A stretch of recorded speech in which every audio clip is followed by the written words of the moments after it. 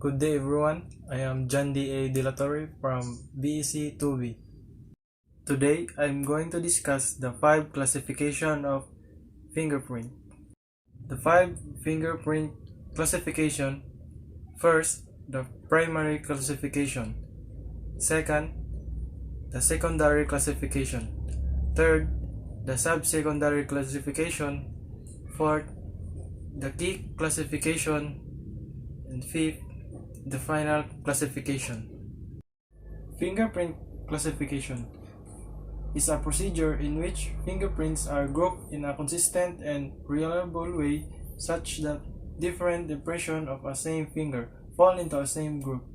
It can be viewed as a course level pre-matching procedure so that a query fingerprint need to be further compared with only a smaller subset of fingerprints in a database belonging to the same group. First, the primary classification.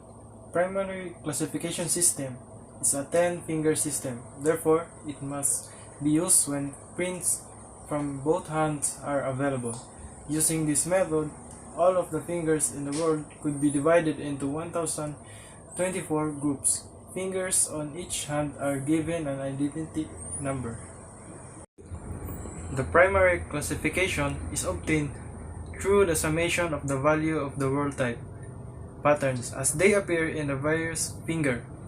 In the even number fingers, the finger number 2, 4, 6, 8, and 10 being used as the numerator, and odd number fingers, finger number 1, 3, 5, 7, and 9 as the denominator. 2. The secondary classification. The secondary classification is placed just to the right of the primary classification. The arrangement of odd and even finger as denominator and numerator in primary will be discarded during secondary classification. Fingers that appears in the right hand will become numerator, and fingers that appear in the opposite hand will be denominator.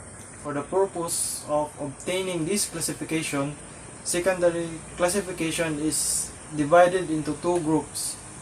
First is the secondary capital letter group.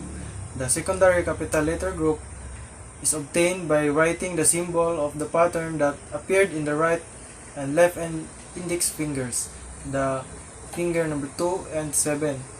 Only the symbol of the pattern in the index fingers will be brought up to the classification formula. There are 5 basic type of pattern which can appear. First is the plain arc. Second is the tented arc. Third, radial loop. Fourth, ulnar loop. Fifth is the whorl. Second is the secondary small letter group.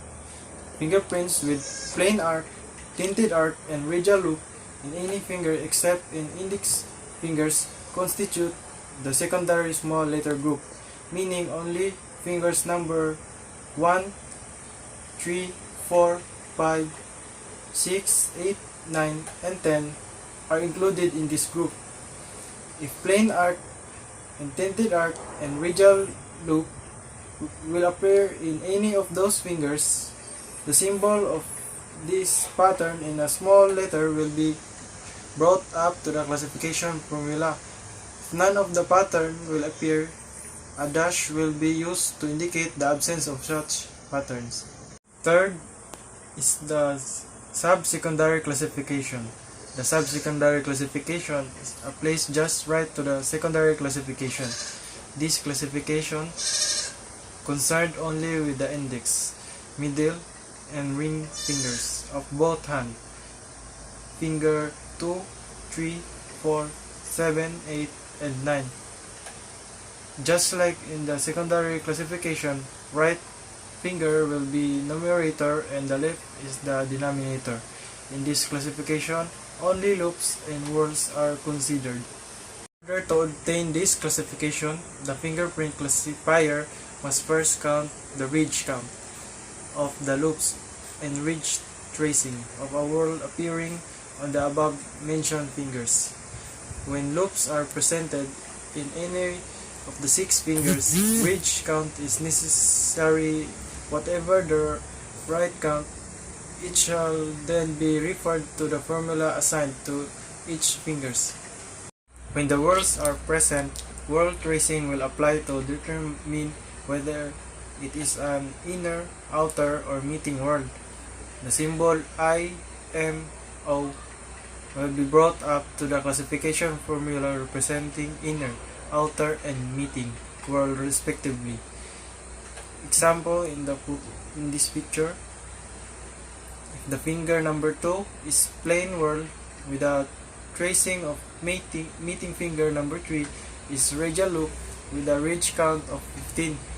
Finger number 4 is accidental whorl with a whorl tracing or outer. Finger number 7 is ulnar loop with a ridge count of 8, while finger number 8 is central pocket loop with a tracing of inner, and finger number 9 is a radial loop with ridge count of 11. The subsecondary classification of this example will be number 4.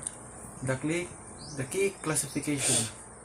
The key classification is a place at the extreme left of the classification formula, or to the left or major division. This classification is obtained by counting the ridge count of the first loop appearing on the fingerprint card, starting from the right thumb, finger number 1, down to the last fingers of left hand, with the exception of the little finger, finger number 5, and finger number 10. Since they are used for the final classification, the above statement would mean that whatever the ridge count of the first loop appearing on the fingerprint card will be brought up to the classification formula. The key, no matter where found, is always placed at the numerator or above the classification line. Number 5. The final classification. The final classification is obtained from the little fingers, finger number 5 and finger number 10. The ridge count of the loop will be brought up to the classification formula and will be placed at the extreme left of the formula. Only one finger is necessary in the final classification.